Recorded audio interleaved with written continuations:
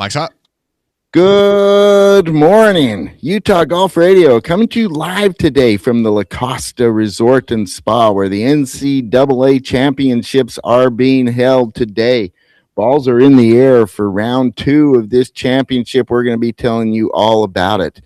We are coming to you. I am in La Costa. Paul Pugmire, your host. Our co-host, Jan Brownstein, back in Salt Lake City in the studio. Jan, good morning. Good morning, Paul. I'd like to protest the fact that you are at La Costa Spa and Resort, and I'm in the protest noted. studio. You may Next submit year, a complaint to our complaint department. I will do that, and I will submit a request to be there next year.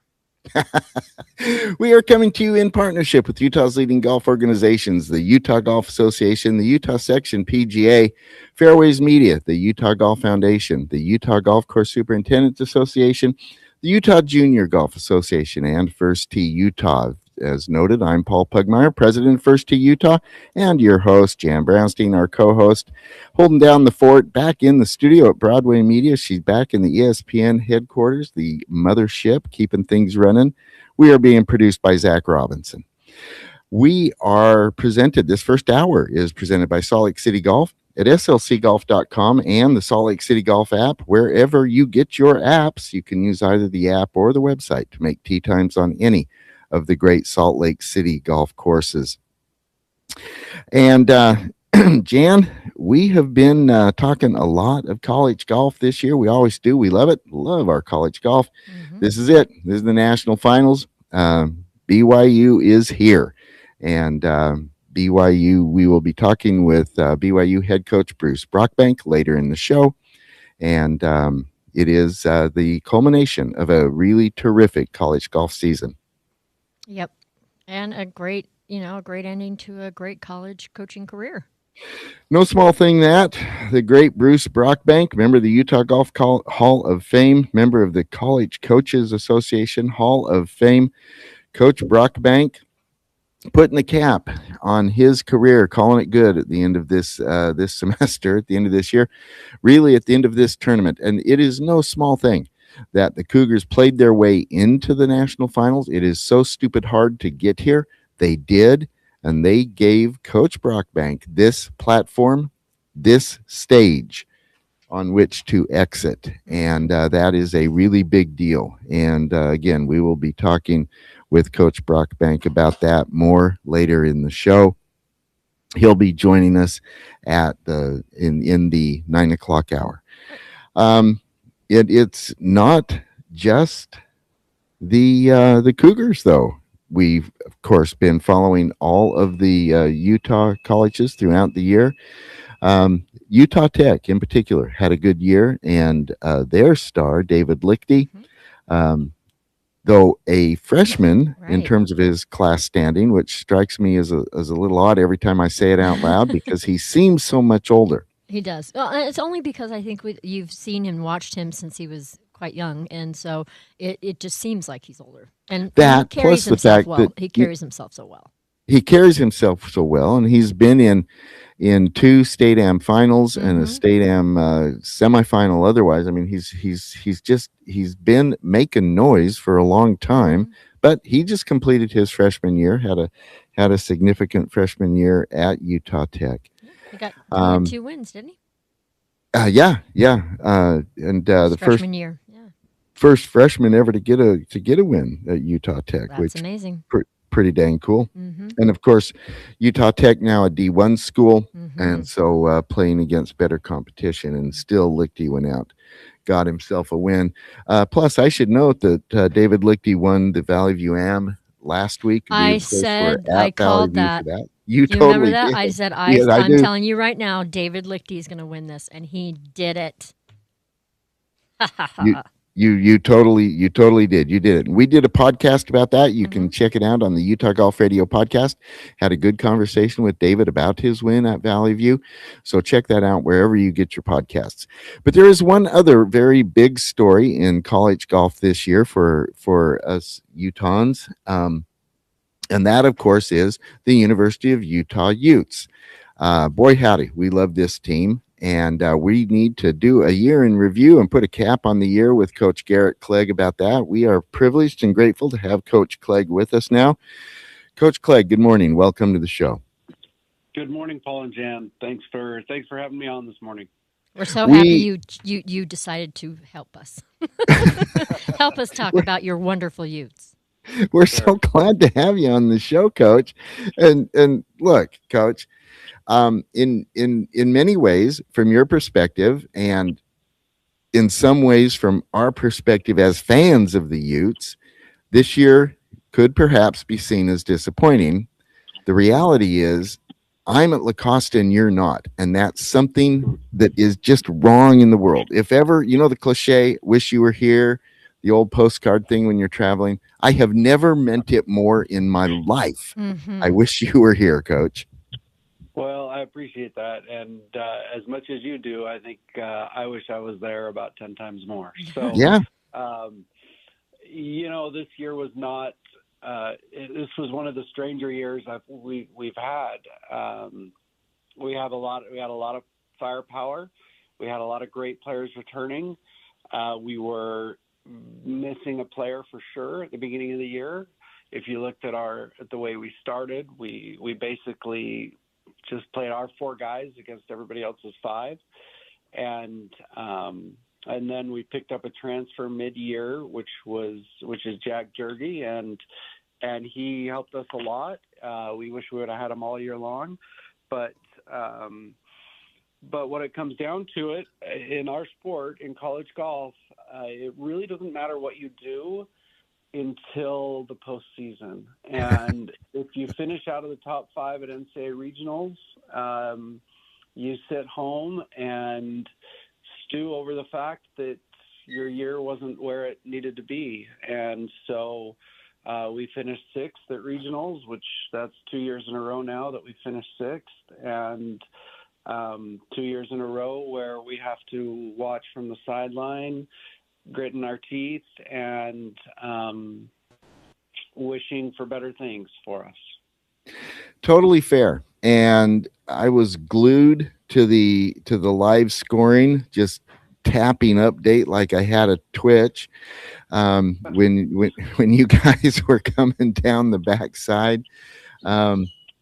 It is frustrating. I totally get it, and I'm not there with you. I'm not on that team. I'm not you. Yeah. And so I imagine, like you said, it's 100 times harder for you.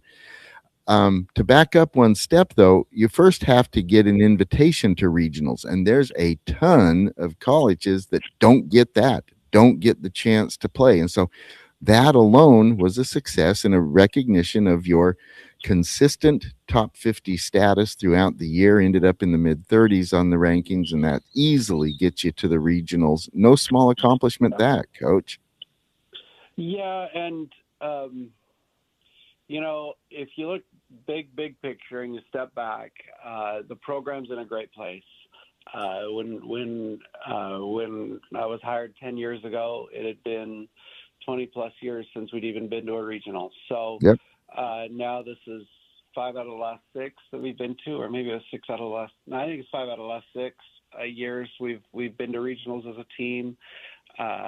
This is actually the first NCAA championship in a while where we haven't had either an individual or the team there.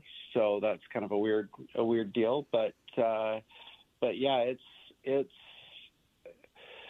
our program's in a great place. We have incredible support. The city of Salt Lake loves our golf program, and they support us, and we're extremely grateful for all of that support and all of that love. And our players on the team work extremely hard. We've got great young men, and so we do all we can to represent our university at as high a level as possible. And right now, we believe that we have the players to make it to the NCAA championship finals as a team. And if we didn't feel that way, it would be easy to look at this year as a huge success. But for us, we felt like we should be there. And so barely missing is a heartbreak. And I think that is legit, and I understand that. Uh, but first of all, I want to go back to this notion of the corner that the program turned, and it turned specifically and exactly on one event that took place, and that is you coming home to the University of Utah. You're a Utah kid, you're a University of Utah alum. You coming home is the point of demarcation. I've said it before, I'll say it again. Mm-hmm. I think the best thing Chris Hill did in his tenure as the athletic director at the University of Utah was hire you. I think it is the most impactful decision he made for the entire athletic program at the University of Utah. And I think that when we look back over the history of University of Utah golf, we will look at Coach Garrett Clegg and his hire as being the demarcation point that made the University of Utah golf program a nationally prominent program. Well, that's extremely kind of you, Paul. I'm not willing to take that stance yet. I believe Coach Whittingham and Coach Majerus were both much more important hires than I was. But at the end of the day, all we do is we work hard to have a lot of pride in our program. I love the University of Utah. I love Salt Lake City. This is my home, and frankly, at the end of the day, I'm a very competitive human being, and so when it comes to competing, I'd much rather win than lose. So, Good. So we make a lot of efforts to win wherever I am. But, Good. And look, yeah. I Witt and Majerus are legends, and they should be, and I'm all in on their great careers. But the reality is, there already was footing and I was standing just for going to those say programs. that I don't think that they went 10 years with no success. Yeah, 20. There was 20 years with of no success. So yeah, prior to Garrett Clegg coming Coach in. Clegg, I think Yeah. that we're if you don't take it, that's fine. We're going to give it. Yeah, to you that's anyways. fine. We're Yeah. we're going to Yeah. put you. We're going to put you up there anyway. Yeah, but Because that's what we remember. Because yeah, although I work here and I turned this program, exactly. Coach. Exactly. I work here and I deal with basketball and football all the time. So when golf started to make a run for it, it just warmed my heart. Well, thanks. I appreciate that, you guys. So let's talk about some of the highlights from this year. First of all, you come right out of the gates and get a W. That's hard to do in college golf. Talk to us about that. Yeah. Well, we didn't get the team win. We came right out. We stumbled all over ourselves to not get the team win. But Davis Johnson won our very first tournament at Wahali, and that was a huge event. I believe a number of you guys came up and saw it. It was spectacular. Wahali was amazing, and Davis won that, and that was the second collegiate title, and that was great. And then we went up to the Pacific Northwest at the Husky Invitational. The Tyndall is the new name of it, and Gabo won that tournament. So right out of the gates, we had two individual victories coming off of, the previous year in 24-25, we had 5 different players win college golf tournaments. And so in 25-26, we started off the first 2 with 2 different winners. And we thought, oh man, here we go again. And those were our only 2 individual victories. So, that was really cool. They played great golf. And then we stumbled a lot in the spring. Gabo, for whatever reason, really, really struggled with his driver. And, he's our top player. And when you take your top player and all of a sudden he's your number 5 guy and barely even counting a score, that changes the dynamic of your team. And so he genuinely didn't find his game until the NCAA regional. At regionals, that was his first top 20 finish of the spring, when in the fall, I don't think he finished outside of the top 9 in great competition. So yeah, but our lone team victory came at the Schenkel in Georgia in March. It was a huge victory. Kind of thought that would be our turning point of really kicking everything into gear in the spring. And, we played solid at Big 12s. But anyway, yeah, that was kind of our season. Well, let's talk about the Schenkel a little more, because that was a terrific win. And it also, it's a place where you guys have established quite a record. So that is one of the very fun, that is a gem of college golf, that golf tournament. We go to this very small town in Georgia, Statesboro, Georgia, and there's events every night surrounding the tournament. The whole town comes out to the golf course. Our players are signing autographs the whole time. It's a big, big event. And on the final day, if you're in contention, it's amazing, especially when Georgia Southern, the home school, is in contention, because the entire community is out there with their golf carts. And so you will have 500-600 golf carts following the final group. And that's awesome. And it's awesome. It is so cool. And clearly they're very partial to Georgia Southern. And so I believe the 12th hole is a par 5. I think Brandon hit a 5-iron from about 230 yards or 200, whatever club it was. Hits it to 12 feet for eagle. Nobody will clap. And then Georgia Southern will make an 8-footer for par, and you'll think you made an eagle. I mean, they'll just be a big roar, losing their minds.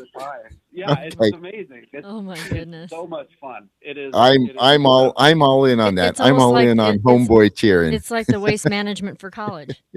It is. They actually have on the 17th hole or 16th hole. You're gonna laugh at this.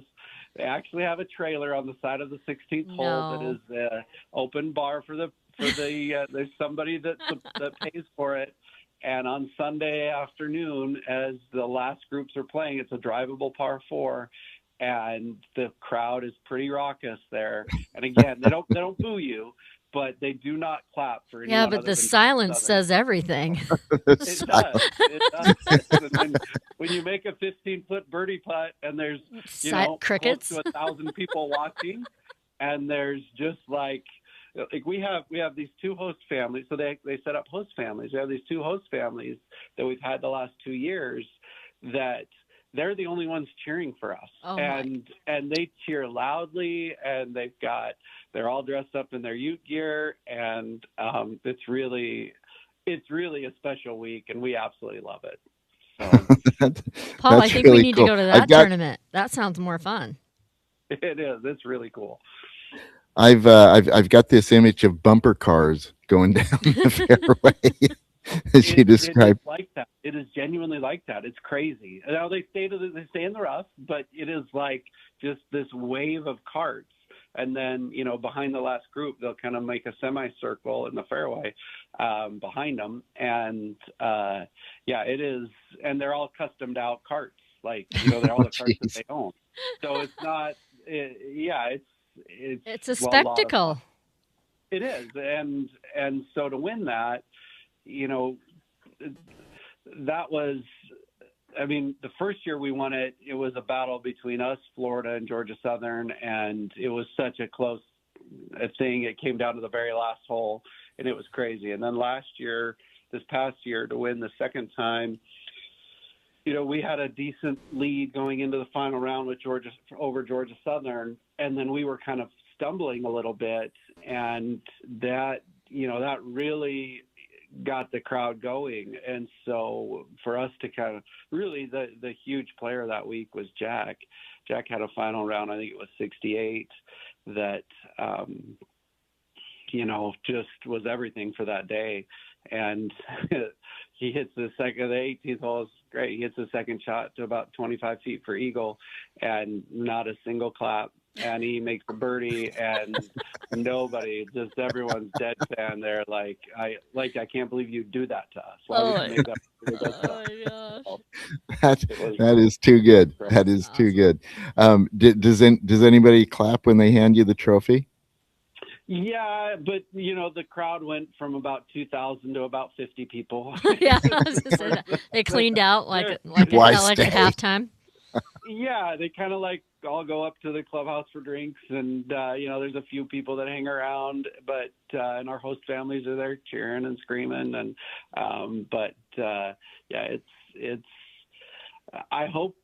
I mean, we've been there the last 2 years. We've won it, and then hopefully this next year we're in contention again. It's just such a fun experience. Yeah, that is so cool. It's so cool. So. You've got a couple of horse juniors, Sergio Jimenez, Gabriel Palacios, coming back. Hope they're coming back. But let's talk about your seniors, Brandon Robinson, Davis Johnson. Brandon and Davis, great young men. Brandon is somebody that was probably a little bit more consistent than Davis.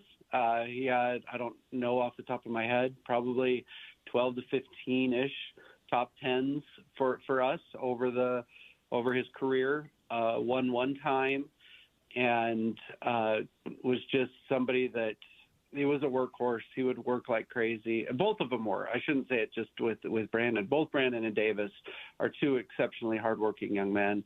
Davis came in as a walk-on. It was kind of an afterthought in the COVID recruiting. I brought him in because a close friend of mine was actually teaching him and working with him, and he said, "Hey, this kid, you should take him." And I tell Davis this. The first week he's on campus, I called my friend and said, "Why in the heck would you make me take this kid? His golf game's not even close." And Davis ended his career with 2 collegiate victories, 2 really big ones. And you just never know. He worked so hard to get himself into the lineup and into that position. That is just awesome. I mean, the careers that those 2 had were great, and we will miss them, and they've been fantastic for our program. That is cool. And of course, we've known Davis for quite a while because he grew up here, went to Viewmont High in Centerville. We've been watching him since he was a kid. Davis, of course, coming in from Scottsdale, Arizona, but it's been fun to get to know him. Yeah, and Davis he's going to graduate school right now. He has 1 more year remaining, and so he's going to be a grad assistant for the program. So we'll have him around for 1 more year, but on the coaching side, which should be a lot of fun. Oh, I'm so glad to know that. I'm so glad. All right. Well, Coach, thank you for joining us. We really appreciate you taking a minute. Look, we are nothing but proud of you, of your players, of this program, and brings us so much fun to follow you all year, every year. And we're already looking forward to next year. Yes, definitely. So get some rest, Coach. I'm going to need to get a few more days through me, and then I'll be ready for next year. Okay, fair enough. Thank you so much, Coach. Appreciate you guys. Thank you for following and cheering us on. Absolutely. Thanks, Coach. All right, that is Coach Garrett Clegg of the University of Utah Utes. And look, Coach is not wrong, Jan. Nope. The year's a little disappointing, but I don't think I'm wrong either. There was a lot in there that was really good, worth cheering about. Team wins, individual wins, and holy cow, if nothing else, we now know the story of the Schenkel in Statesboro. How cool is that? It's good stuff. Absolutely. Good stuff indeed. All right. We need to do ourselves a little JetX Jug update.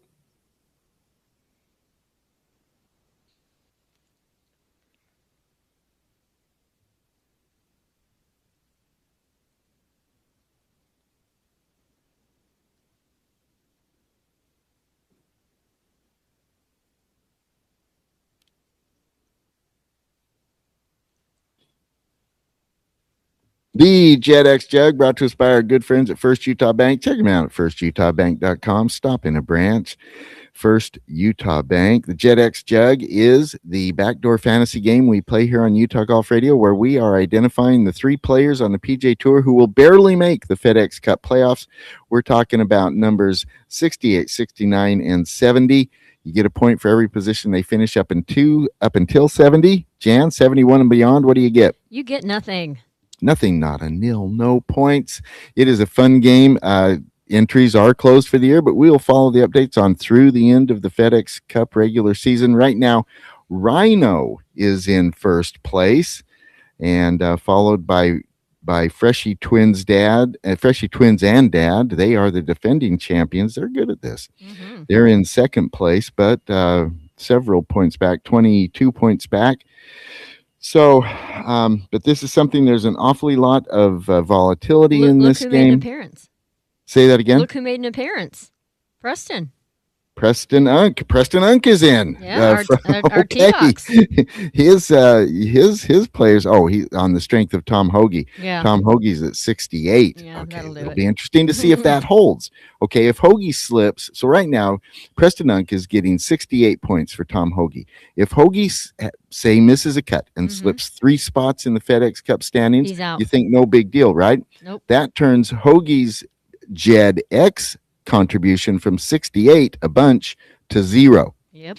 So that's why this stuff gets so fun, because it's really volatile. You can follow along on the Utah Golf Radio website at utahgolfradio.com and click all of the regular buttons there. It's self-explanatory. Follow along there. It's good stuff. All right, we need a UPod update.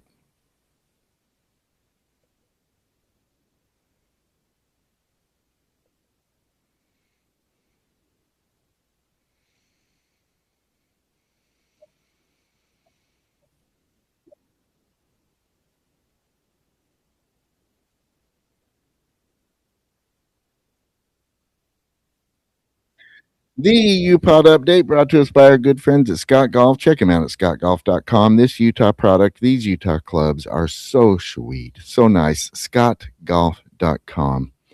Jan, how are our Utah players on tour doing? All right, well, let's back up to last week. They were at the CJ Cup, the Byron Nelson, and Tony finished T6, minus 20, 264 on rounds of 67, 63, 69, and 65. Little top 10 action for Tony. We love it. Yep. And Patrick Fishburne, I'm losing my mind. Patrick Fishburne, T47, minus 11, 273 on rounds of 66, 68, 69, and 71. We like that. And Zach Blair, solo 69, minus 4, 280 on rounds of 70, 65, 72, and 73. This week, go ahead. Let's note there before we move on, all 3 of our UPots playing on the PGA Tour made the cut at the CJ Cup, played the weekend, got a check and points. Love that. And they're playing in the Charles Schwab this week. So our boy Patrick Fishburne is currently T65, minus 2, 138 on rounds of 70 and 68. He birdied number 18 to make the cut on the number. So bam. Patrick plays Love weekend. That. Unfortunately, Tony missed the cut. He missed the cut at even, 140 with scores of 70 and 70. Zach Blair also missed the cut, minus 1, 139 on 71 and 68. All right. So Patrick makes the weekend, 2 weeks in a row, making the cut. That is the drill. That's the name of the game on the PGA Tour. You got to play the weekend. So be sure to watch Patrick Fishburne going through the weekend here at the Charles Schwab, the old Colonial. Yes. And on the Korn Ferry Tour, Peter Quest was at the Knoxville Open last week. He did miss the cut at minus 4, 138 on rounds of 70 and 68. However, this week he's at the UNC Health Championship. Currently sits T40, minus 2, 138 on rounds of 70 and 68.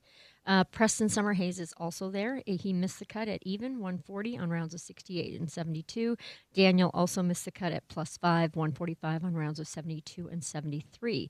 Last week on the Americas Tour, our boy Cole Ponich, yay, Utah State champion there. And he finished T18, top 20 finish for Cole, minus 13, 275 on rounds of 73, 67, 67, and 68. Connor Howe was also there. He finished T32, minus 10, 278 on rounds of 66, 72, 71, and 69. Quick mention for on the Champions Tour for Jadon Blake. He finished last week at 65 plus 19, 235 on rounds of 83, 78, and 77. So nice Jadon gets to play. It is cool. Jadon's still pegging it and letting it fly. We need to send some love to the Bank of Utah Player of the Week, presented by the Utah Golf Association. Corrine Larson and Molly Steffs captured the 2026 Utah Women's Floorball Champion at Tona Vista this week, holding off defending champion Noonie Kamken and her new partner, Amanda Henneman, and to win the championship. Corrine Larson and Molly Steffs are the Bank of Utah Players of the Week, presented by the Utah Golf Association. All right, we got to take a break. When we come back on the other side, we're going to dive into some of this NCAA championship stuff. When we do get back, you are listening to Utah Golf Radio, powered by T-Box on the Rocky Mountain Golf Network. Clear, guys.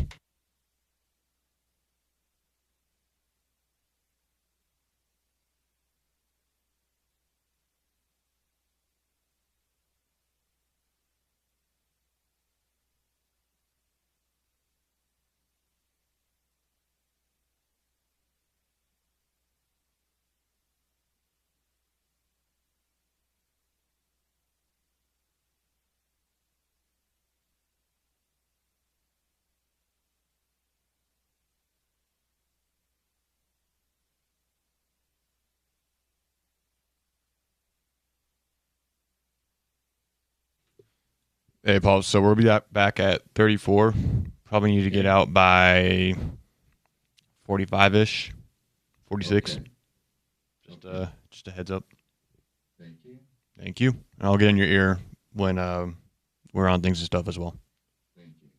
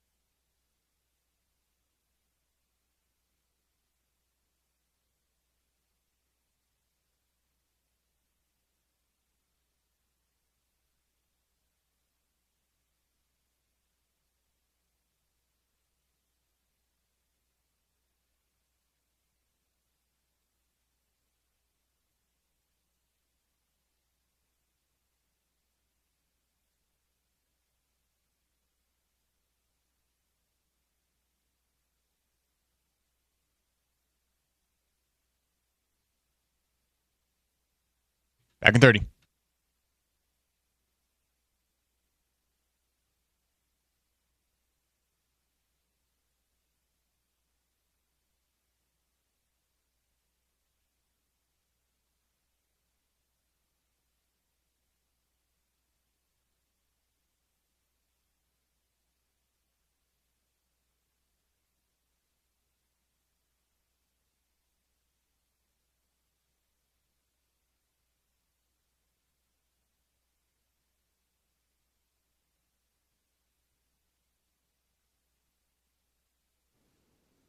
Mics are hot.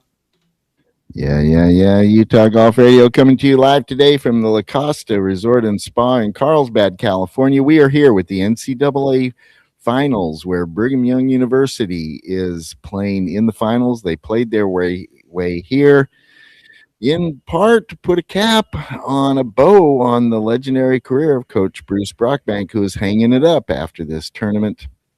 but also the Cougs are chasing a national championship here this week.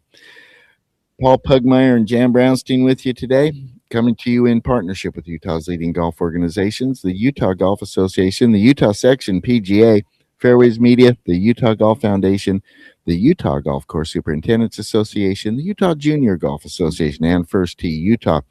This first hour of the show is presented by Salt Lake City Golf at slcgolf.com and the Salt Lake City Golf app.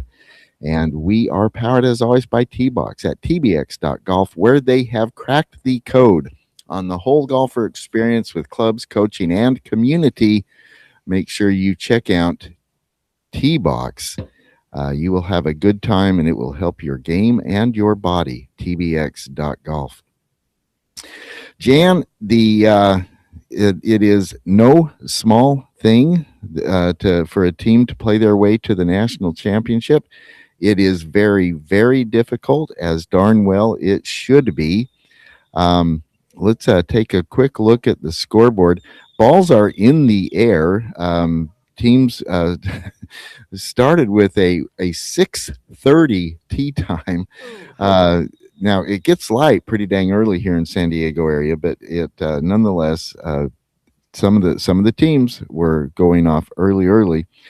Right now, after the first round, the UCLA Bruins, ranked number 30th coming into the week, they've pulled out to a 4-shot lead, a team lead of 4-shot there at -8 after their round yesterday. Auburn University, the number 1 ranked team in the country, is in second place at -4. Pepperdine -3. They are at T3 with Texas, also at -3. And then at T5, there's 3 at T5 with Duke, University of San Diego, and the Virginia Cavaliers. They all are at -2. They round out the top 5. I should note the format of this tournament is that everybody plays 72 holes of stroke play, and there is a cut after 54 holes, and that will take place after the third round, which is scheduled for Sunday. I'll come back to that in a minute. Mm-hmm. And then obviously a cut after 72 holes.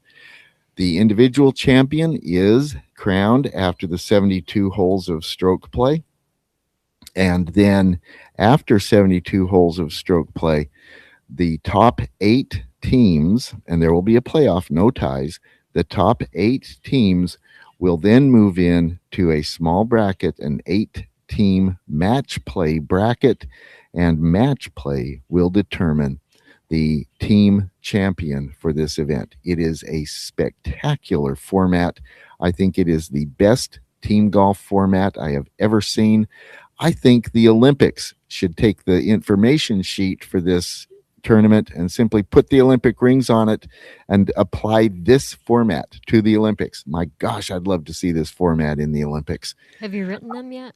Have you called them? They wrote me. They wrote me. They said, Paul, what do you think? What should we do? I know you've been just waiting for that call. Yeah, that's going to happen. But the point is, the Olympics could be better. Right. And, we're sure looking forward to it. And this format is fantastic. You love it. Yeah. And it obviously works. Oh, it works. It totally works. So there is so again, teams come in, everybody plays 54 holes, then a cut from 32 to 15 after the first 54 holes, and then only 15 teams play the fourth round of stroke play, and then 8 teams move on to match play. Let's talk about the stroke play schedule.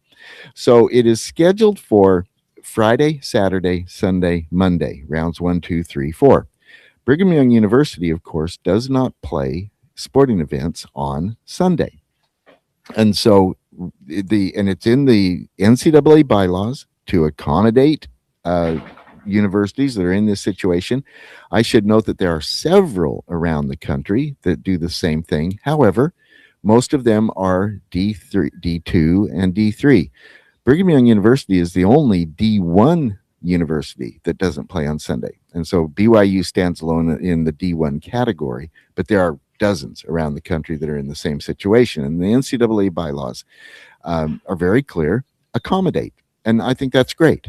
So the way that is done here is for Sunday's third round, BYU plays that round alone on Thursday.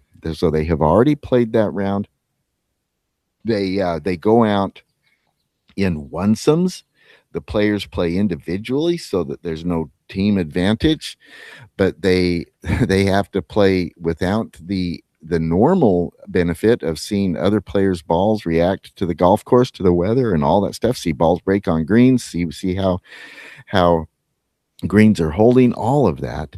And playing alone messes with the with the rhythm, the tempo, the pattern of the game. It's hard. This is one of the hardest things I've ever seen in tournament golf, is playing this round alone. But they go out in 5 consecutive onesomes with a scorer walking along with them, and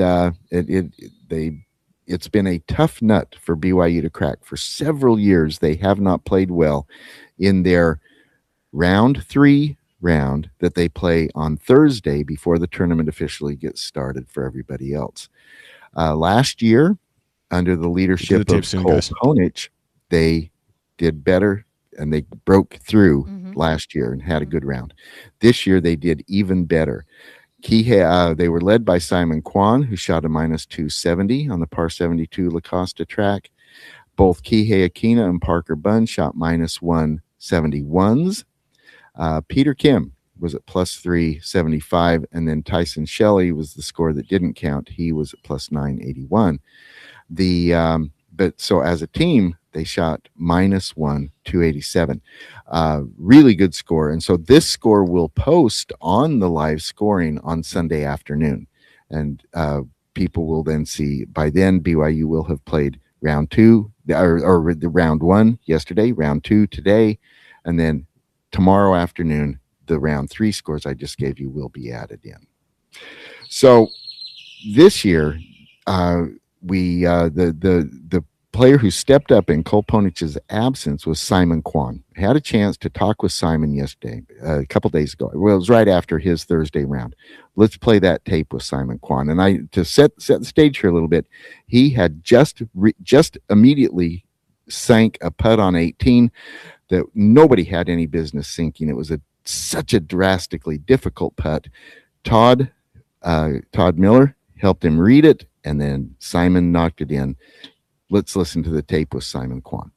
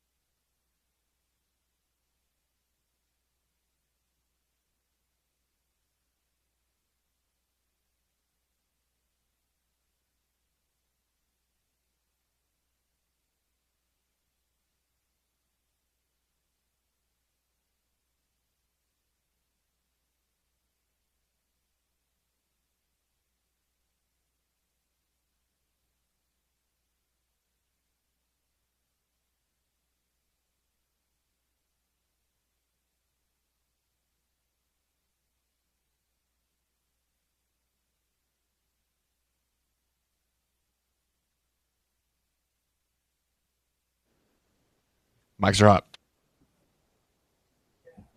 Cannot say enough about Simon Kwan and what he's been both as a player and a leader off the course with this BYU team. He is the guy. He is the most impactful player on the team this year. Now, look, we say that knowing that Kihei Akina is a great player. Simon Kwan is the one leading the team. Of course, the Arizona State Sun Devils are here at the national finals as well. Their opening round put them in solid, not great position, solid position. They are at T13 plus 3 going into the second day. They feature 2 Utah kids, current state am champ Bowen Moss and Boston Bracken. We had a chance to talk with Bowen and Boston yesterday following their opening round. Here's Bowen Moss and Boston Bracken.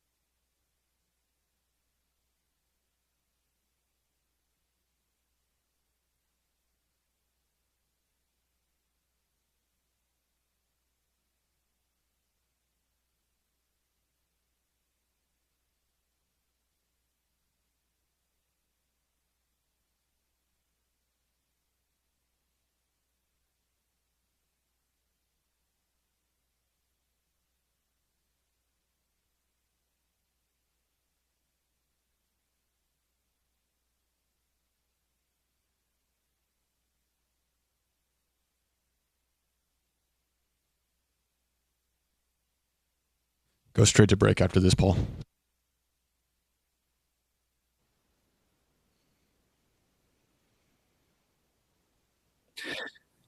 That is Boston Bracken and Bowen Moss, currently Arizona State Sun Devils freshmen, and yet both as freshmen made the top 5 come play for the Sun Devils at the national championship. These are a couple of kids to keep an eye on as their college career progresses. All right, we got to take a break. When we come back on the other side, we're going to do a little things and stuff with Mike Alleman. You are listening to Utah Golf Radio, powered by T-Box on the Rocky Mountain Golf Network.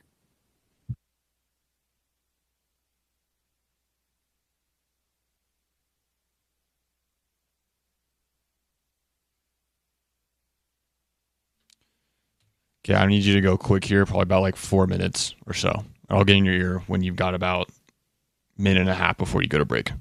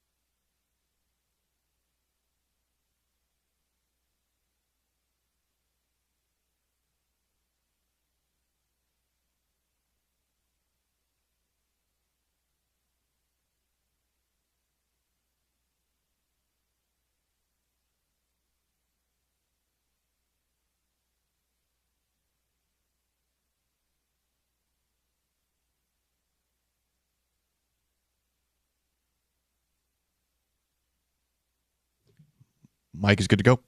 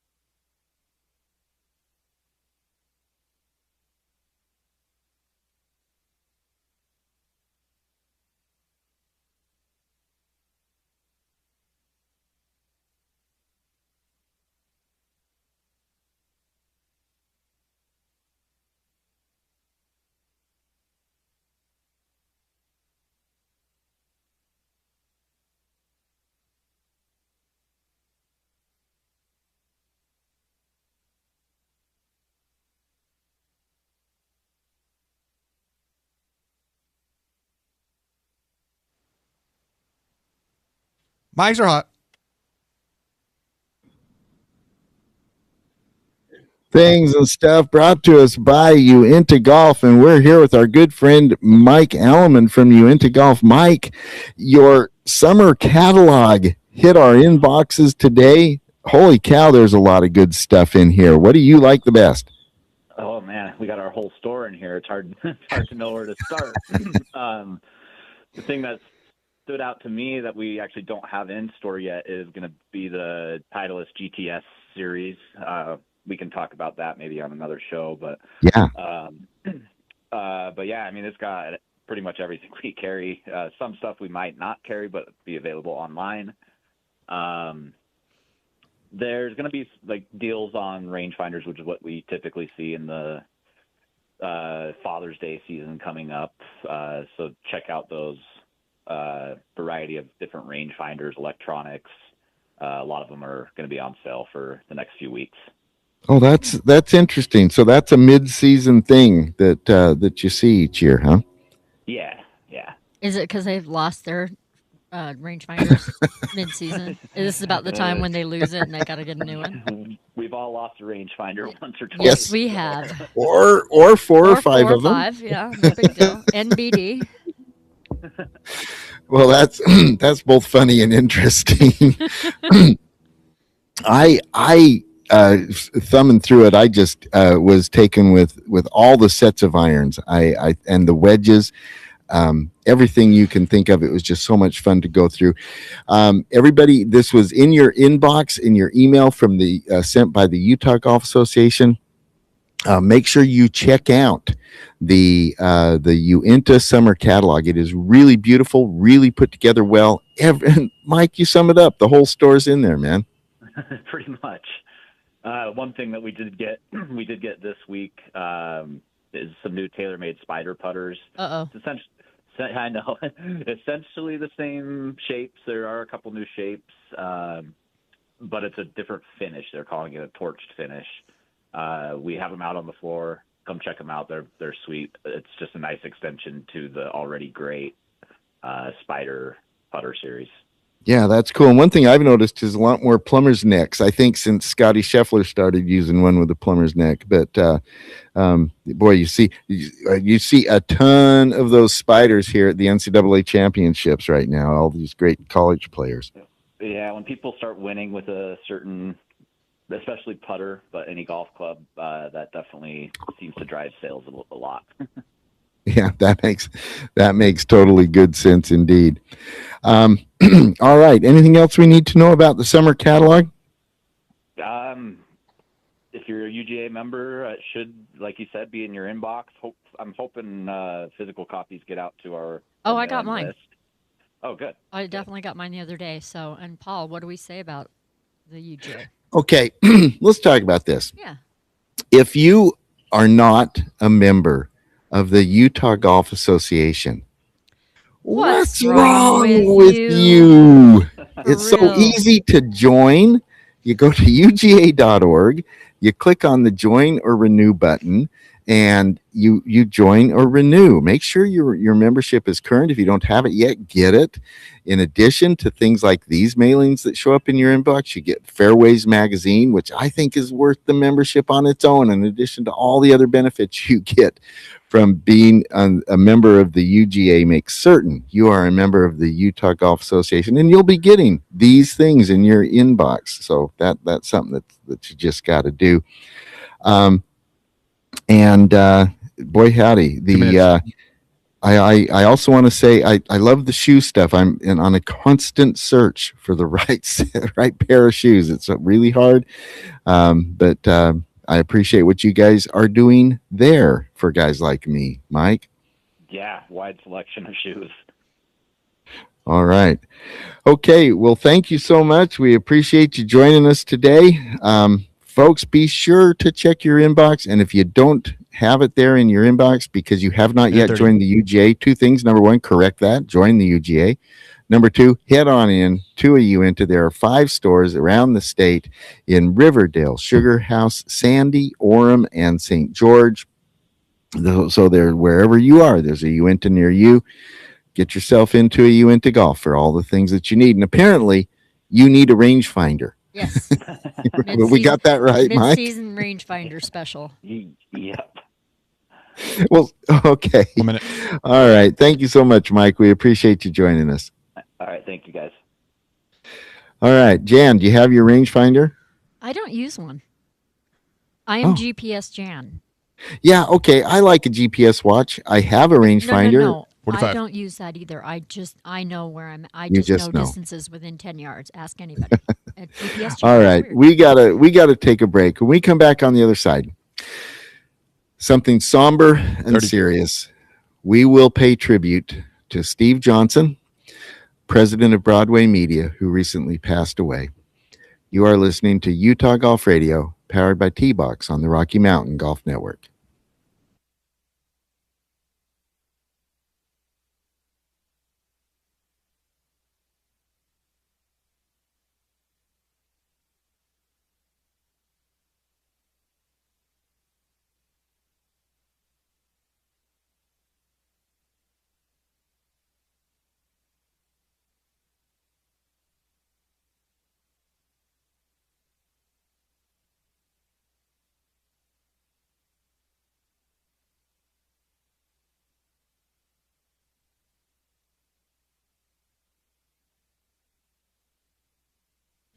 Hey, guess what? We're on track. Oh, wow. I was just sending you a text to ask. Thank you so much. You're welcome. And then once the moment of silence is over, I'll just say, hey, Mike's hot, and just start talking. Sound good? Okay, very good. Beautiful.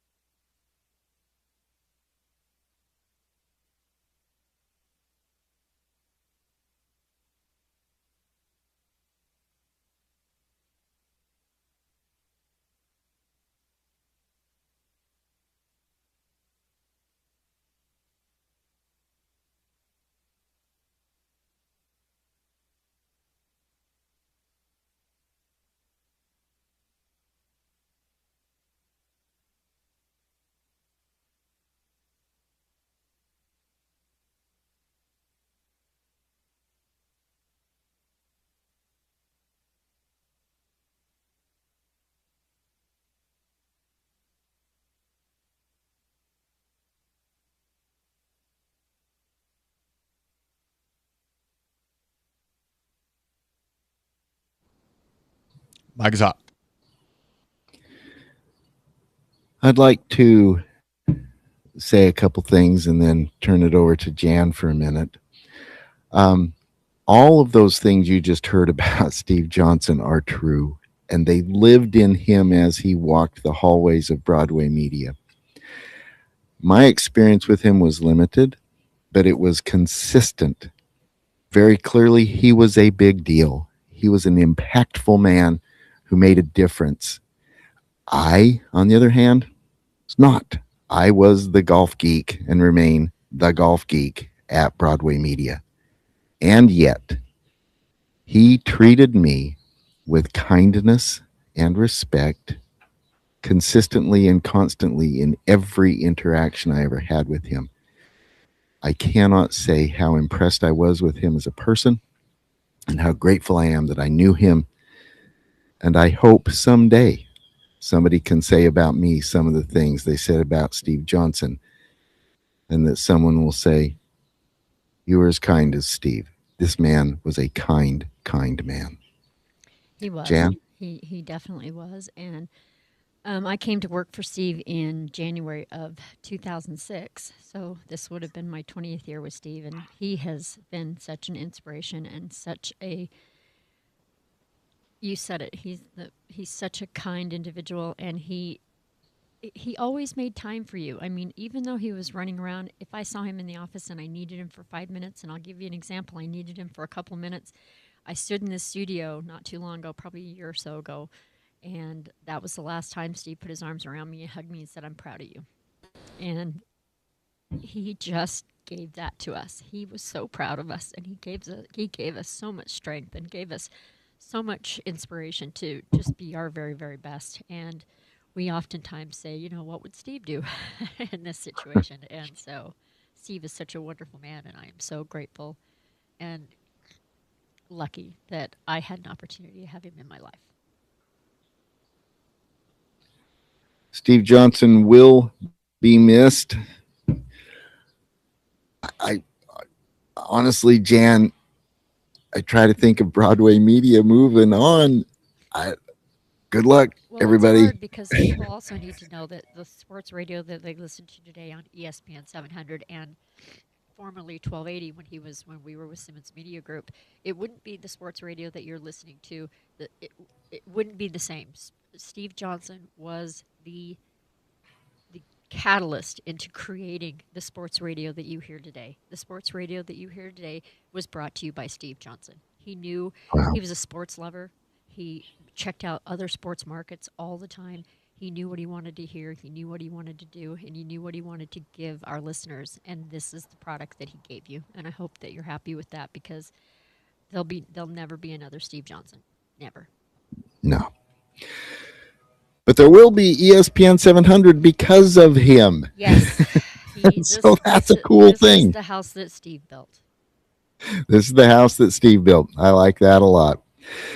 All right. In addition to everybody at Broadway Media, let's talk about someone who needs some relief in their golf. Let's do it.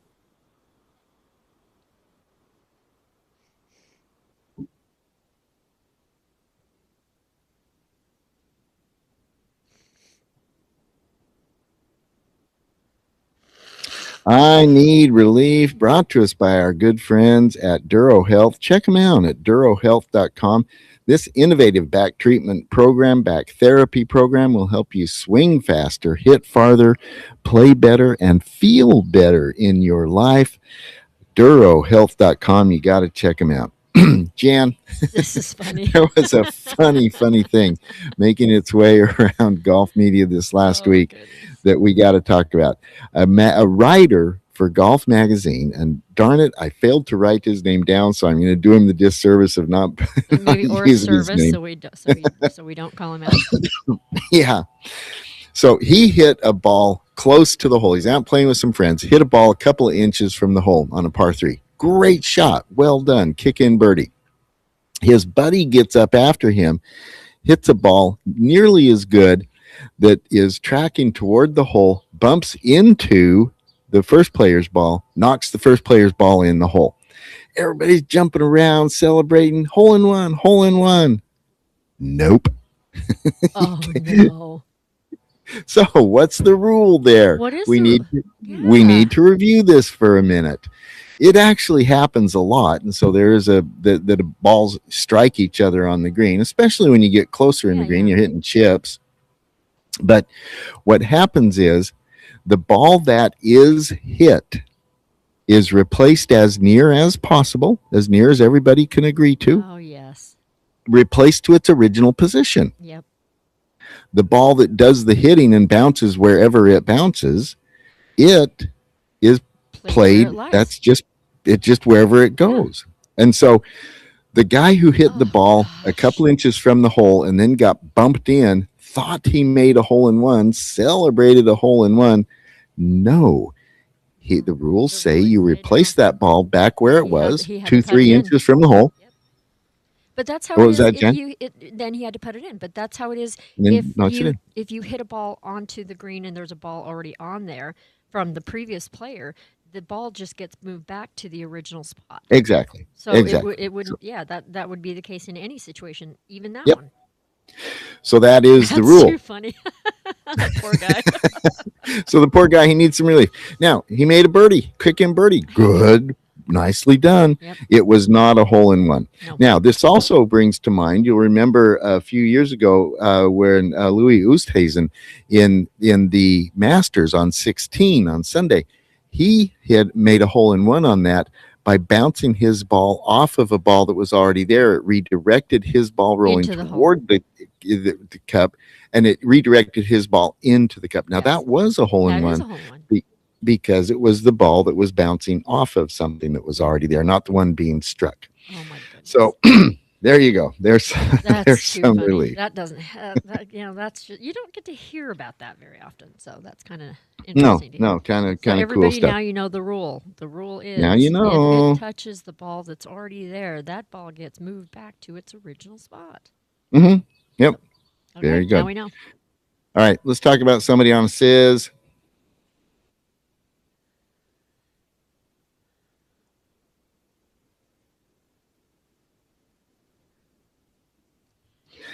Jackson Koiven from the Auburn University. Let's talk about this kid. He is on a Sizz in his career generally. Yes. Now, he currently sits at T10 -3 through 3 holes so far this morning. He had one of these stupid early tee times.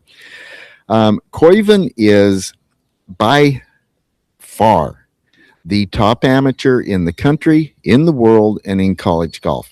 He is a generational amateur player. He has developed an amateur record similar to some of the great amateurs of the past, and he already has earned a PGA Tour card. When he's ready. When he's ready. Say again? Yeah, when he's ready. Whenever he's ready. Yeah, whenever he's ready to go. But is he going to stay in college? Nobody knows. That is the big question. He's keeping it under wraps. Yeah, so if he wins the NCAA championship here individually, or if Auburn wins as a team, does he view that as a cap on his college career, or does he simply want to stay in college and have the college experience, which I think is a great thing for young people to complete a college experience. And then why not just go back to back? Why not get more than one? Exactly.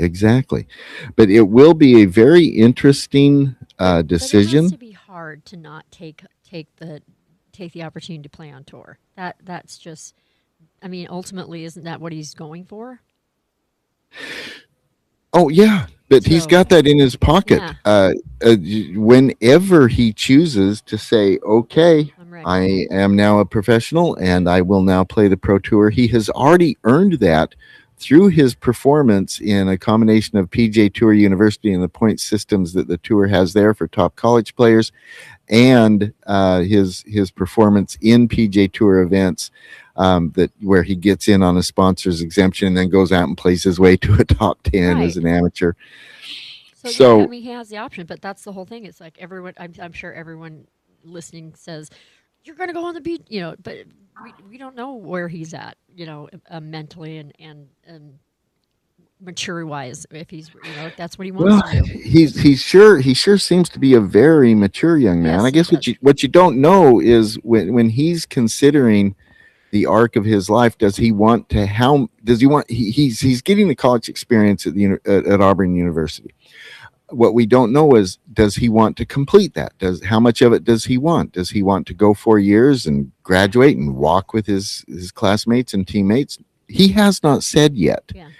It will be interesting to see what he chooses to do. But he absolutely, and when I say on a Sis, I don't mean today, I don't mean this tournament, I mean his entire amateur career, which might well be coming to a conclusion this week. It might, but nobody knows. Yeah. He has not said. There's a lot of speculation, but Jackson Koiven is a name to keep in front of you, a name that you should absolutely be watching. Again, he is in the top 10 so far through one round plus a few holes. So he's 21. He's 21 holes in and currently T10. He's at -3 for the tournament. A lot of golf yet to be played. We'll see how it all works out. Jackson Koiven on a Sis. Jan, the BYU Cougars, as we have noted, have already played their third round, and they come in with a score of -1, 287 for that round. It will post on Sunday. What we haven't yet talked about is their first round that they played in the just regular way with everybody else. They currently sit at T22 +8 going into the second round. And let's take a quick look at the scoring for the Cougars in their first round, led by Kihei Akina. There's a shock. Look, guys, it is what it is. Okay, look, Kihei is in the top 10 in individual rankings. He's currently ranked number 8 in the NCAA individual rankings. He is a finalist for the Haskins Trophy. The Haskins Trophy is the golf's equivalent to the Heisman Trophy. He's a Haskins Trophy finalist. That will be announced later this week. Kihei is currently, after the first round, he is at T10 with a -369. Interestingly, this round actually had a couple of hiccups in it, making back-to-back bogeys on 13 and 14. Yeah. And let's pause on 14. The 14th hole at Augusta is a 517-yard par 4. It's got water up the right side, then that creek cuts across the fairway, creating an angular landing area for the drive. The deeper you go with the drive, the more narrow the landing area becomes because of the angle of the creek cutting across the fairway. And then water on the right side of the green. When you get up near the green and it slopes that direction, the green is gnarly. This is a Dick Wilson design course that was renovated by Gil Hands in preparation for the NCAA coming here. And the green complexes are tough. They are so tough. This green complex on 14 is stark. It has no bunkering of any kind, but its slopes and its undulations are tough. It is so hard to get the ball close. And then when you're on the green on a 517-yard par 4, even if you get on the green, your work is not done. This is such a difficult hole. And so making a 5 on it did not lose much to the field because everybody's struggling on 14. But it was one of his bogeys on the day. So it was 5 birdies against 2 bogeys for a -369. Simon Kwan was second for the Cougars yesterday. He shot an even par 72. A little color and shape on his scorecard, 4 birdies, 4 bogeys. Yeah. Simon Kwan, even par.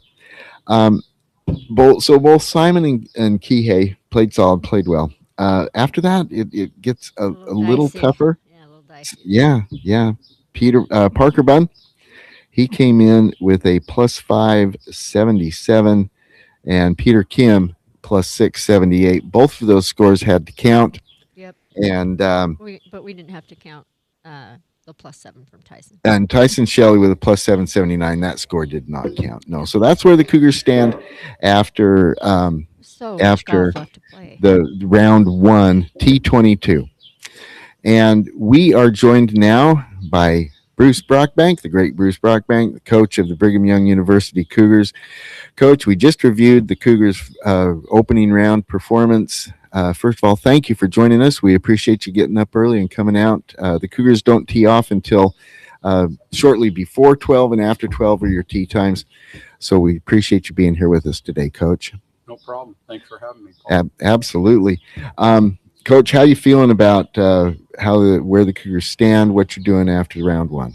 Well, after round 1, we turn them up. We just didn't have a very good day, yesterday, and a lot of different things took place. Just made a bunch of bogeys, and it was one of those days where we're hoping we can turn it around real quick and have a much better day. A couple of the guys played well, and you probably discussed that. Yeah, we did. Kihei and Simon. Kihei had a great day, and Simon just kind of hung in there. He was struggling a little bit. Everybody got off to a slow start, and then we just kind of, where we thought we would turn it around on that front 9, which would have been our back 9, and we just kept hitting poor shots and not able to get up and down, and that's what the round looked like for the Cougars. You had a really tight turnaround from your round 3 that was played Thursday afternoon late. As Kihei was finishing, it was getting dark, and a really quick turnaround to early tee times on Friday morning. That can be hard. You've done it before, of course, but did that contribute in any way? It sure seemed like it. We maybe we weren't prepared for that. That's where our seed was. So we knew we had an early tee time after our 3rd round, which the kids played exceptionally good. And so we did look a little sluggish, maybe a touch tired. And the coaches were rallying the troops, trying to figure out, how to get going. And that's something that we gotta work on and maybe be a little, a lot better at. Because that, it definitely had an effect on our team, unfortunately. Let's talk about your round 3 that was played Thursday afternoon and evening.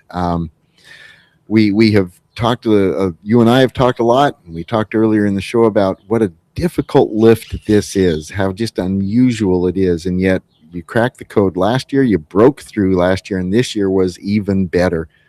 Let's talk about your 3rd round that was played Thursday afternoon. Well, it was, like I've mentioned, Paul, we've embraced it. The kids that had Simon and Peter and Tyson that were on that team last year when we kind of broke through, because the history or our past hadn't been very strong on that Thursday afternoon, and finally kind of broke through. And as you mentioned, the guys had just done a better job.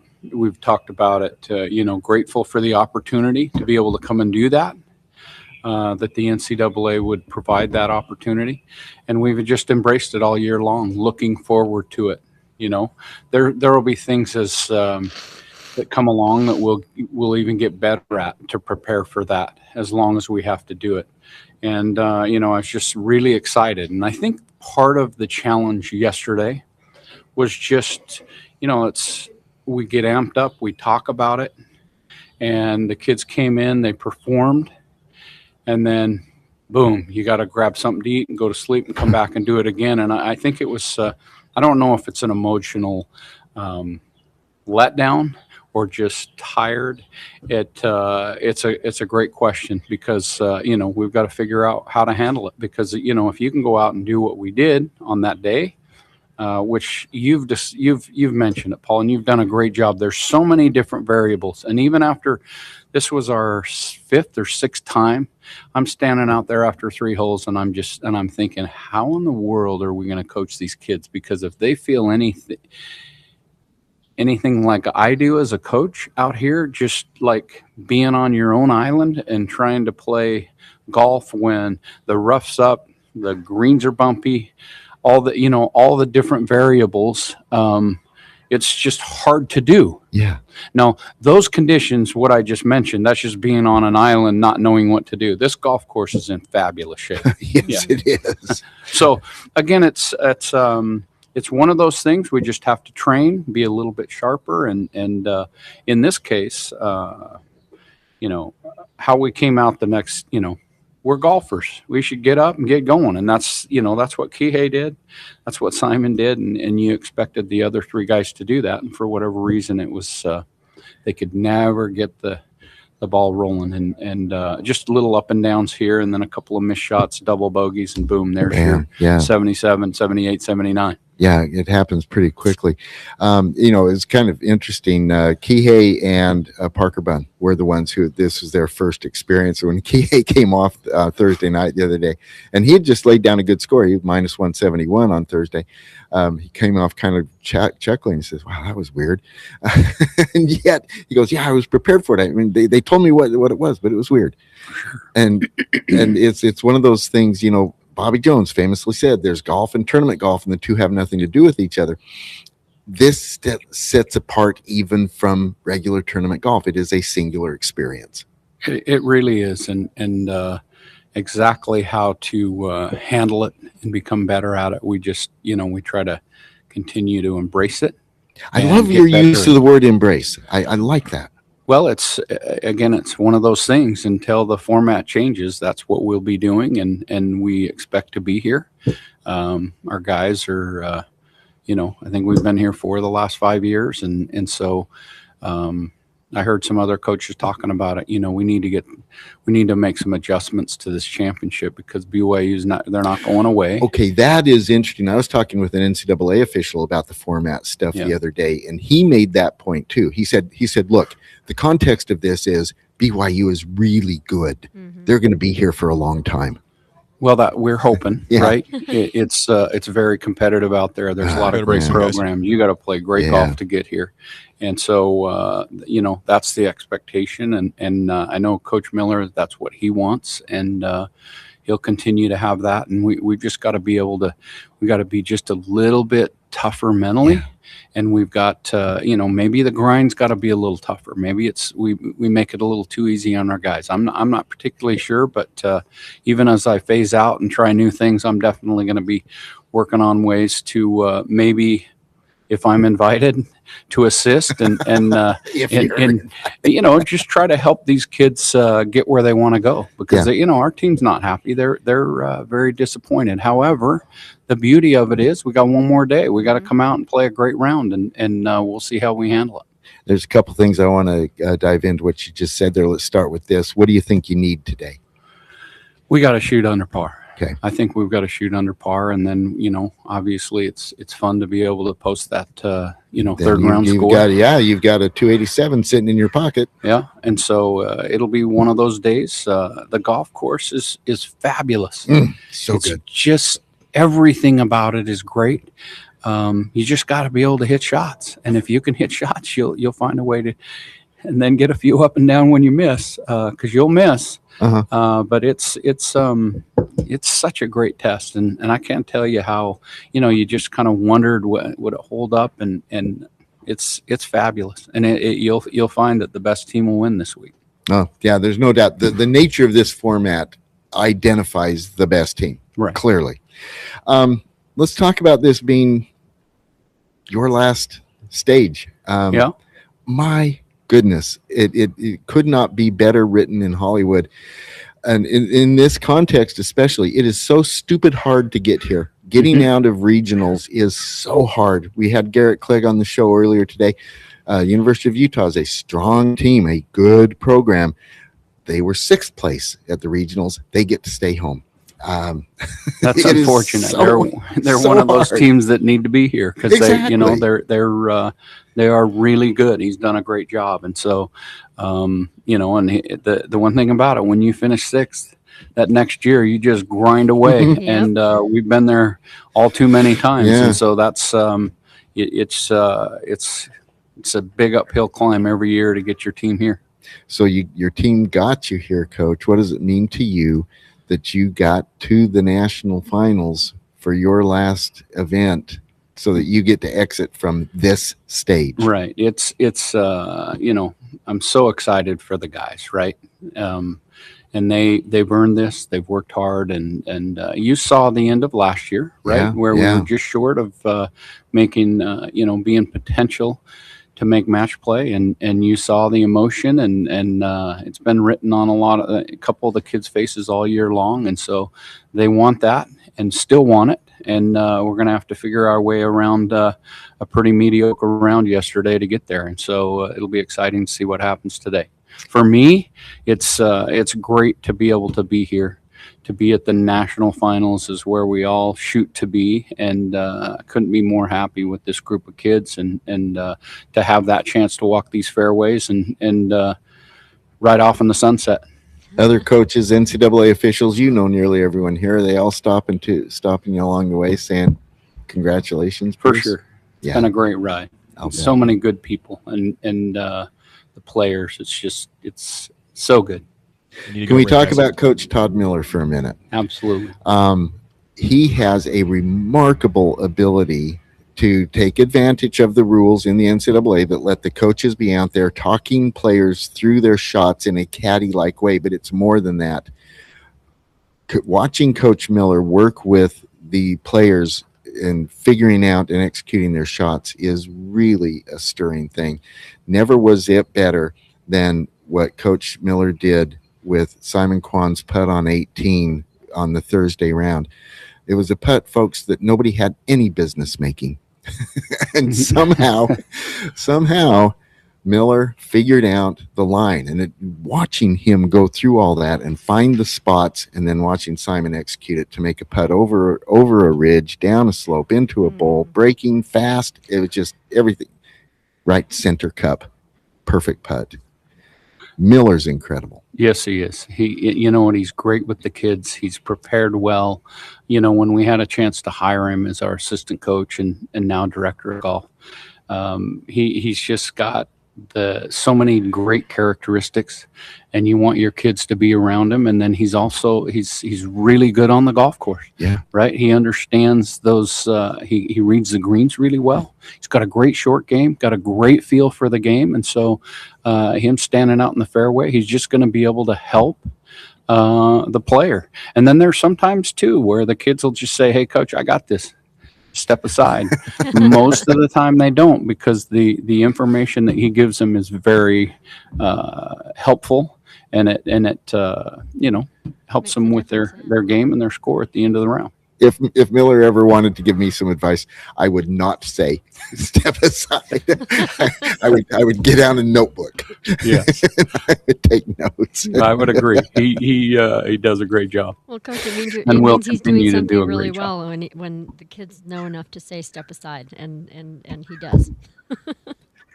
Yeah, that is so cool. Coach, what are you going to be doing the rest of the weekend here? And tell us what you guys do on Sunday. You've got your round this afternoon, and as you noted, you need a red number. Straight up, that's where it is. Going to have a great round, and then when we get done, we're going to go eat some pizza and pasta and invite the parents that are here and just enjoy the evening. And then tomorrow we'll get up and go to church in the morning, and just kind of Coach Miller's got a couple of little activities for him, and we'll just I'm sure we'll be checking those phones. You think it might be on the app, on the live scoring? There's going to be a little bit of that, but we'll definitely make it a day of rest and try to enjoy that part as well. Okay, very good. All right. Coach Bruce Brockbank, cannot tell you how I think important it is and how wonderful it is that you and the Cougars are here every year, all the time. But this year in particular, I think it is just perfect. And so very, very grateful for everything you always do to support us at Utah Golf Radio and help us follow your great program. And thank you for being with us today. Very grateful for that. My pleasure. Thank you so much. Thank you, Paul. And Jan. Thanks, Coach. All right. Thank you. That is the great Bruce Brockbank. We got to take a break, Jan. When we come back on the other side, we're going to talk about volunteering at the Bank of Utah Championship. You are listening to Utah Golf Radio, powered by T-Box on the Rocky Mountain Golf Network. Clear, guys.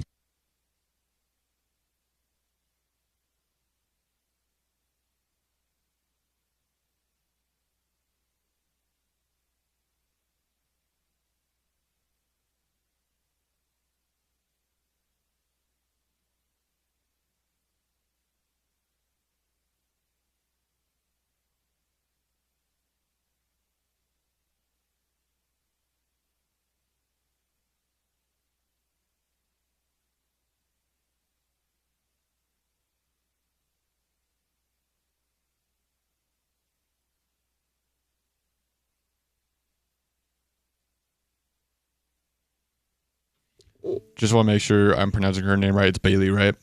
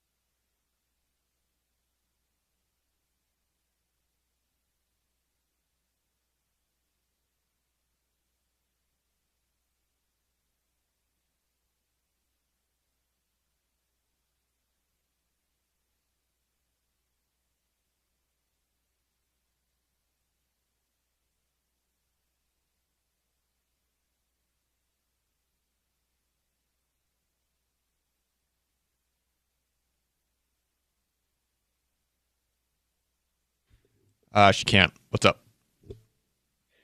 Tell her when she wants to be in the conversation, which I welcome, to speak up a little more firmly, okay? Sounds good. And it's Bailey, correct? Yeah, Bailey. Beautiful. Weird spelling, right? Yep.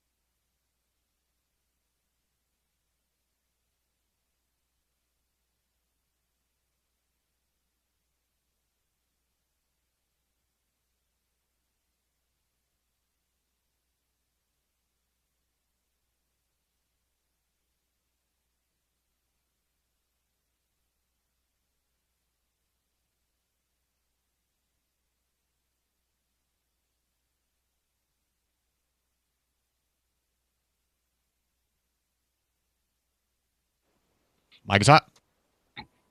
Yeah. Utah Golf Radio. Coming to you live today from the La Costa Resort in Carlsbad, California, where we are here for the NCAA National Championship.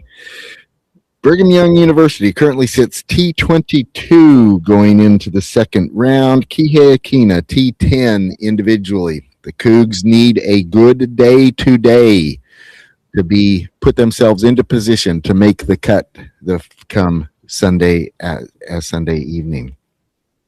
We are coming to you in partnership with Utah's leading golf organizations, the Utah Golf Association, the Utah Section PGA, Fairways Media, the Utah Golf Foundation, the Utah Golf Course Superintendents Association, the Utah Junior Golf Association, and First Tee Utah. Paul and Jan with you today, and this second hour of the show is presented by College Coaches Connection. Check them out at collegecoachesconnection.com, where they will help the kids in your life find the right college to continue their athletic career in all the sports. We love the golf, but check them out, collegecoachesconnection.com. We are joined now by Bailey Clayton from Black Desert, part of the Bank of Utah championship team.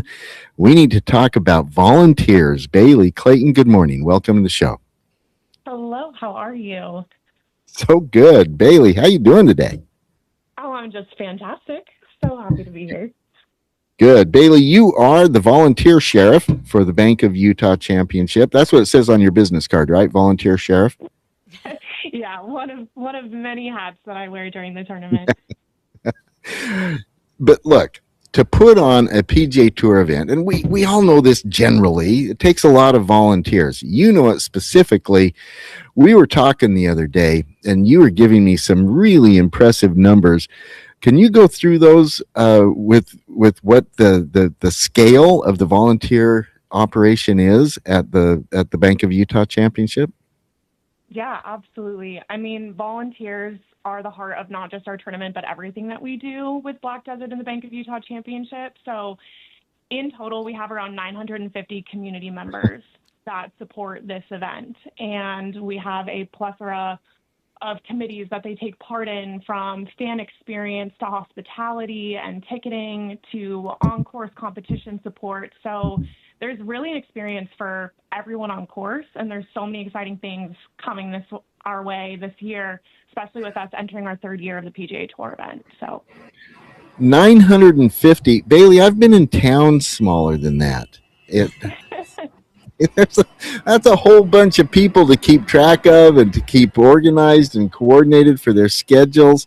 That sounds to me just like work. Oh, it's worth it, though. Are you kidding me? We focus on building year-round relationships with our volunteers, so it doesn't feel like work at all. It's just a bunch of people coming together who love to volunteer. They don't have to have intense golf knowledge. We provide training for everyone. We have events throughout the year, appreciation parties, volunteer course play days for our volunteers. So they're really honestly what makes my world go round, and they make me look good, and I'm forever thankful to them for that. And Bailey, you have several volunteers who have been here since the first tour event. Yes, we have. They keep coming back, and that's what I tell everyone. That's what they tell everyone. It's so hard to explain the feeling that you get volunteering for a PGA Tour event, that we tell everyone to come out and do it once, and you'll be in it for life. It's just one of those things that you hold on to so dearly and so closely, and you look forward to every year. And you can almost see it in their faces. They're so happy to be there. They're so helpful, and they're just thrilled that they're part of something big. They are. They're just people that want to give back to the community. They want to be involved in things that are happening in southern Utah. So it's really amazing to see them come together and continue to support this event. What are some of the jobs that people have to choose from?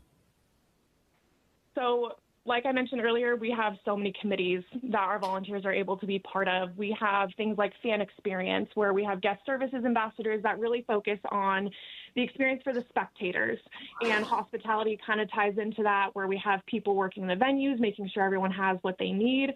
We have volunteer services specifically, where if you don't want to be on course or you don't really want to be right there in the action, you can focus on what the volunteers need. You can focus on shuttling them out to their positions on course. You can focus on uniform distribution and making sure that everyone is prepared as we head into tournament week. And then, of course, there's those golf-centric committees where you're inside the ropes, you're actually face-to-face with the action, watching the players come through each hole, where we have marshals who help with security and, the quiet signs and making sure that everyone's acting accordingly. But we also have competition support spotters that work with the PGA Tour ShotLink contacts. We've got walking scores and standard bearers that walk with a specific group.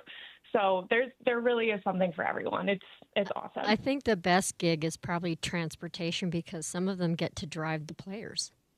They do, yeah. That's actually one of our committees that fill up super quickly every year. Really quickly. And it's one of their favorite things. Yep, so much fun.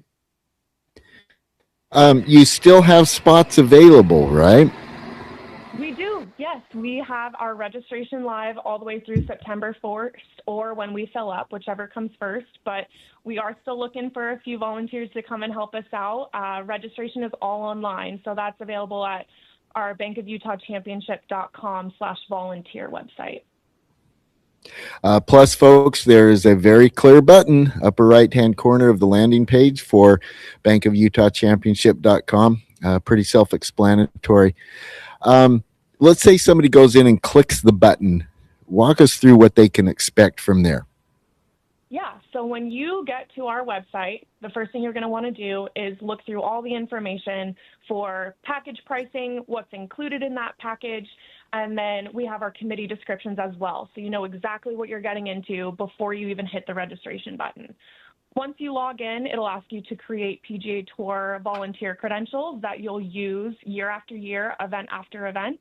It'll ask for your contact information. It'll ask for your uniform merchandise sizing, and then a couple of additional questions like protein or vegetarian meals. Are you able to work on the Monday and in the event of a playoff? So we kind of really lay it out step by step for everyone. So again, there's no confusion. They know exactly what they're getting into, and then they sign a volunteer waiver, and then they kind of just sit back and relax, and we do the rest of the work for them. We give them their schedules based on their availability. We provide them their training schedule as well before the event. And then we have committee chairmen actually that are in charge of each committee where they can build that relationship. They'll get all their information from them between now and the event.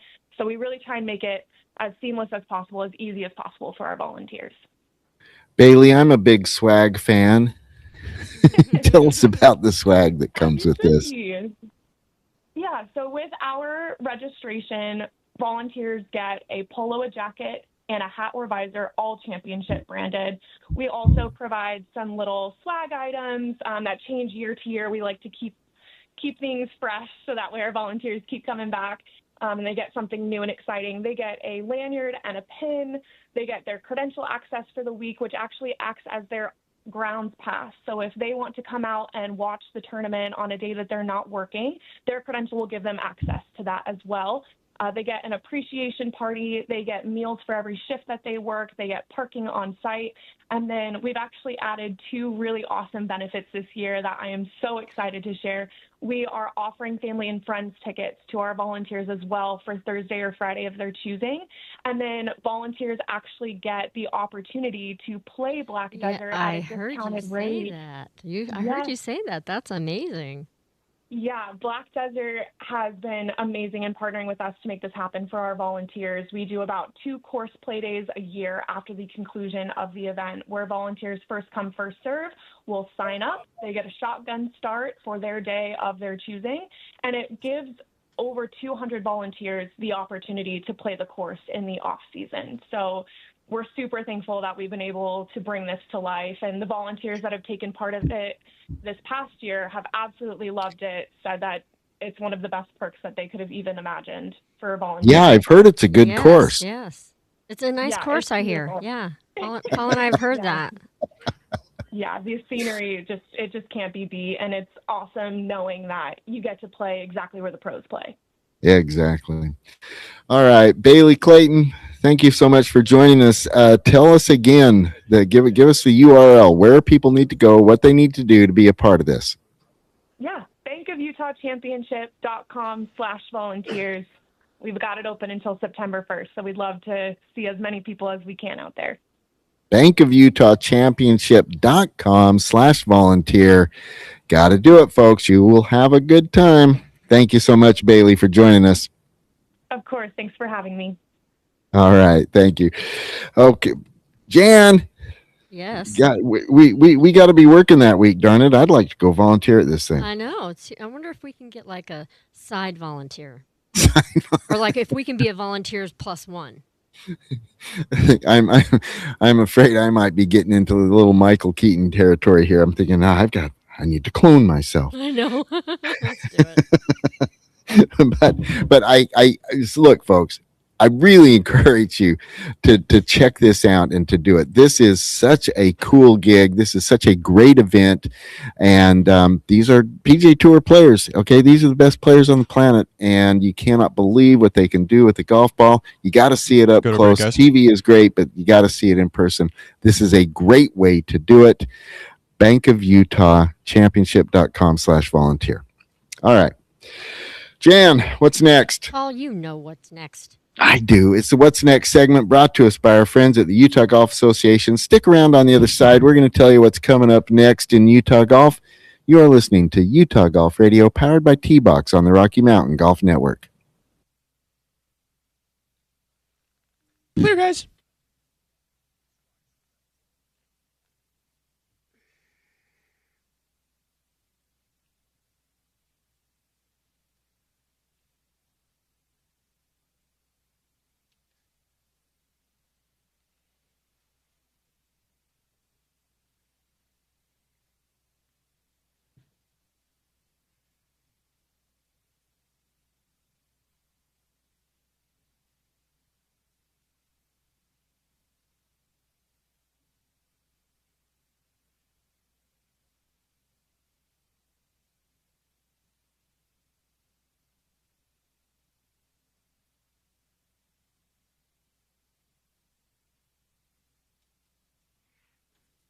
Paul, I need you to go about 5 minutes here, if you can hear me.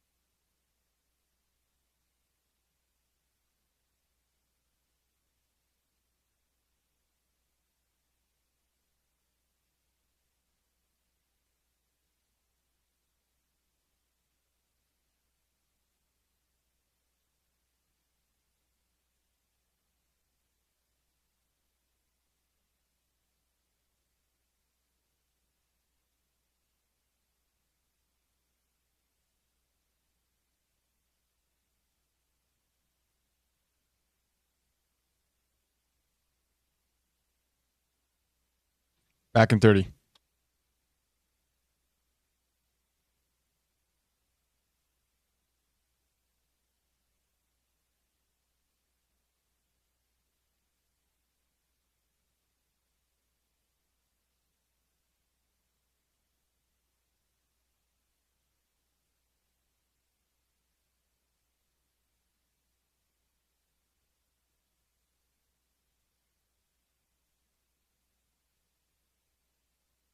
Five minutes here, Paul.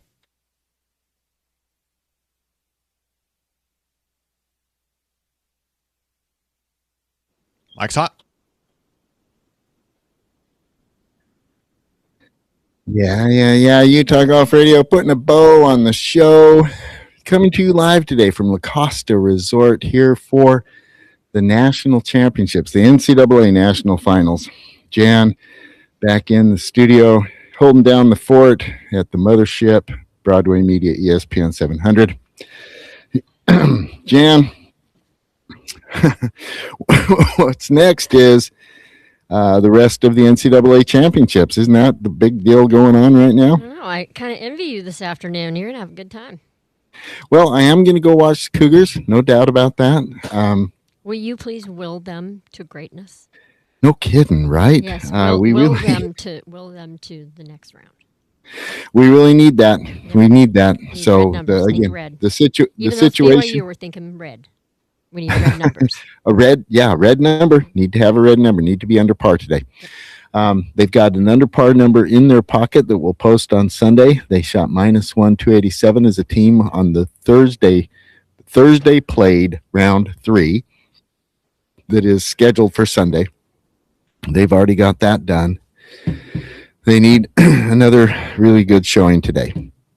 in order to make sure that they move on after the 54-hole cut. Plus, this team, their objective is to make it into match play. Yeah. And once you get into match play, it is the Wild West. Yeah, all bets everything. Are off.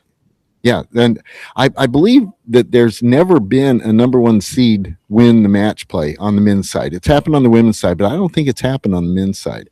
And so you get into match play, anything can happen, and it does. 3 minutes. Well, when you look at the individual leaderboard, you can kind of see that because you see, most of the players. There's maybe one or two players in a top 10 position, player position ranking, and then look at the rest of them. 64, 70, 90. I mean, it's interesting. I mean, anything can happen. Anything can happen. Number 2 ranked Ben James of Virginia is out on the course, one of the early tee times this morning. He is 2 under through 4 holes on his round so far this morning. That moves him into a tie for first. Mm-hmm. But the guys he's tied with are ranked number 66, number 54, number 6. Yeah, and so exactly what you're saying there. And when you get into match play, you see even more of that. Yep. So interesting stuff. The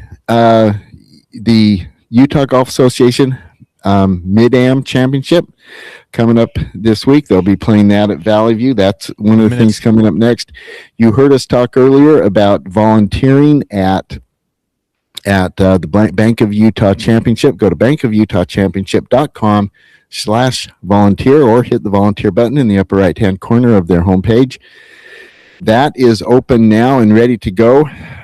If you want Bank of Utah tickets, Bank of Utah Championship tickets, those go on sale June 2nd, right around the corner next Tuesday, is it? Yep, Tuesday.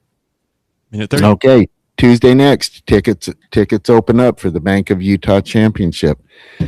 And so that is coming up next in Utah Golf. Of course, the drive, chip, and putt registration is now open. Golf Pass is for sale. But it's BYU at the National Championship. Let's just That's say that. The good stuff. What's coming up for, what have you got coming up next in Girls Go Golfing, Jan? We have our monthly meet and golf. We are going to be at Davis Park this next week. Oh, have you got spots available? I think we've got only a couple spots available. How do people sign up? In. You can jump in by going on to Facebook, Girls Go Golfing, and go to the events page. I like it. Make sure you do that. All right. Thank you so much for being with us today. We need to put a bow on the show. We appreciate you all being here. This is Paul Pugmire saying, don't jab it like Jan. Jan Brownstein says, chug it, don't pug it. 30. Always good advice. Please replace your divots, fix your ball marks, and for Andy Curtis, don't spit sunflower seeds on the green. Stop it. You are listening to Utah Golf Radio, powered by T-Box on the Rocky Mountain Golf Network.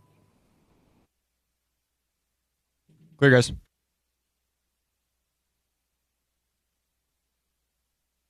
Appreciate you. Enjoy.